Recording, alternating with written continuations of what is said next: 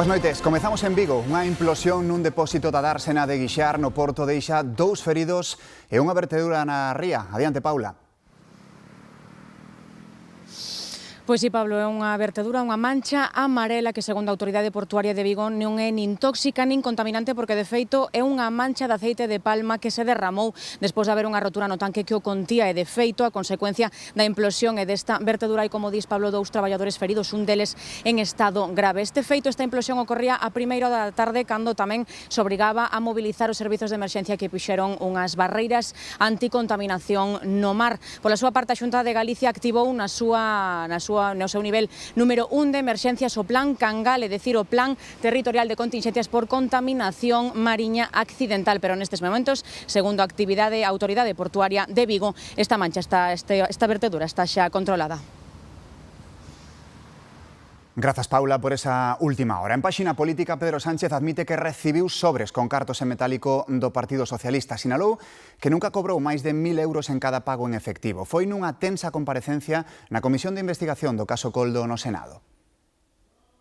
Facía 20 meses que Pedro Sánchez non comparecía no Senado. Este xoves atopouse cun interrogatorio bronco, tenso e con preguntas directas.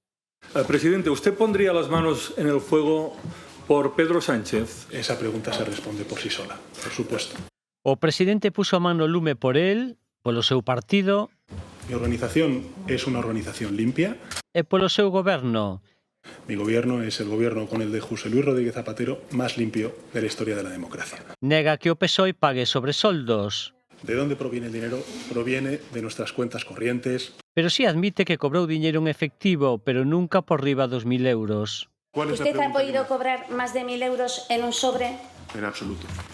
A mí no me han repartido en efectivo dinero escondido en cajas de puros. Pedro Sánchez marcou distancias con Coldo. La relación que yo tenía con Coldo García era absolutamente anecdótica. E aínda máis con Aldama. Yo con el señor Aldama no he tenido ninguna relación.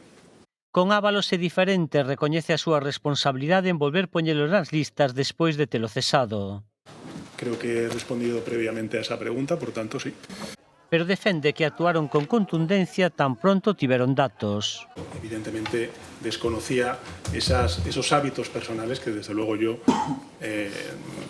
rechazo, condeno. Sobre a súa muller, por supuesto que mi mujer nada tuvo que ver con el rescate de Europa. Defende a inocencia de Begoña Gómez e lamenta todas as liñas vermellas que di se traspasaron nos ataques persoais contra el e a súa familia. Con Zapatero é o segundo presidente en activo que comparece nunha comisión de investigación. Esta comisión de difamación... E non se contivo. Bueno, yo creo que esto es un circo más que una comisión. Bueno, esa es su opinión. Un circo, dixo varias veces, provocando un choque co presidente da comisión. Primero me va a permitir que agradezca la imparcialidad del presidente de esta comisión. Es un sarcasmo. Y en segundo lugar... Señor Sánchez, no va a discutir conmigo. El protagonista hoy es usted.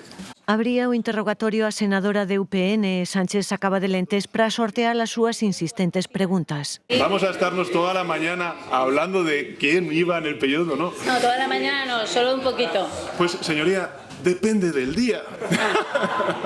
Me alegro que se lo esté pasando bien, porque la verdad es que... No es que me le pase bien, es que me parece una pérdida de tiempo. O ton subiu uno aínda máis o senador do PP. ¿Vivía su hermano en Elvas? ¿Qué tiene que ver con el objeto de esta comisión? Se avergüenza, quizá, de hablar de su hermano. E que foron moitos os temas que se tocaron que non tiñan que ver coa comisión. Me cogen ganas de preguntarle con un sí o un no si es usted responsable de la muerte de Kennedy. Máis cómodo estivo Sánchez cos socios habituais. Queda coalición de gobierno progresista para rato.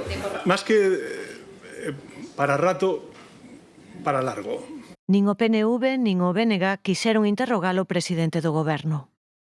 As bases de Junts avalan a ruptura co PSOE cun 87% dos votos. Na consulta participou o 66% da militancia e máis dun 10% optou por continuar apoiando a Pedro Sánchez. Con este resultado, Junts dá por refrendada a decisión que tomou a executiva do partido de desmarcarse do bloque da investidura. Aquí en Galicia, Alfonso Rueda ve inexplicable a decisión do Tribunal Superior de Xustiza de anular outro parque eólico, o de Mazaricos, e confirma que a Xunta vai presentar recurso. O presidente insiste en que con estas sentenzas Galicia está perdendo oportunidades de investimentos que aproveitan outras comunidades. Inexplicablemente, o Tribunal Superior de Xustiza busca outro argumento para seguir contradicindo o que di o Tribunal Supremo e o que dixo o Tribunal de Xustiza da Unión Europea a requerimento do propio Tribunal Superior de Xustiza de Galicia. Para mí é moi difícil de entender. Dende logo, ímolo recurrir. O que está supoñendo en Galicia agora mesmo é que todas as oportunidades de desenvolvemento de enerxías renovables se estén perdendo.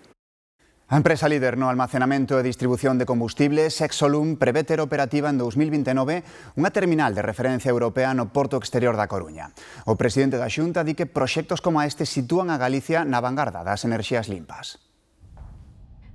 As instalacións que a multinacional Exolum, antiga CLH, prevé ter en marcha en 4 anos en Punta Lagosteira serán referencia por almacenar combustibles tradicionais e sostibles como o metanol e por estar conectada ao peirao e ao ferrocarril. Otro tema importante es que queremos que sea una instalación de referencia en cuanto a captura de CO2 y, por tanto, facilitar la descarbonización de otros sectores industriales en el entorno industrial de Galicia.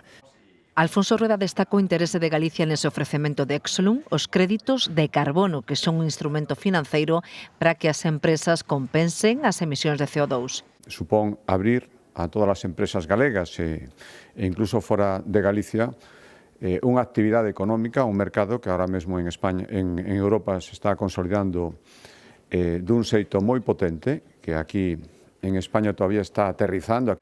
Exolum investirá 100 millóns de euros nesta terminal, coa que prevén crear centos de empregos na construción e uns 30 cando estea operativa. Os prezos seguen subindo porque encarecen o transporte e a electricidade. En outubro aumentaron 7 décimas con respecto a setembro. A taxa do IPC acada o 3,1%, que contrasta co 1,8% de hai un ano.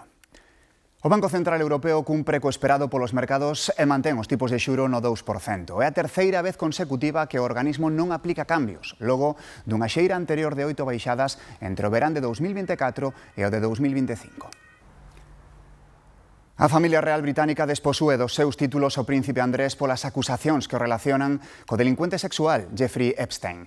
Buckingham anunciou tamén a través dun comunicado que deberá abandonar a residencia oficial de Royal Lodge e trasladarse a unha vivenda privada. O ata agora príncipe Andrés pasará a ser coñecido como Andrew Mountbatten Windsor, recuperando o apelido paterno.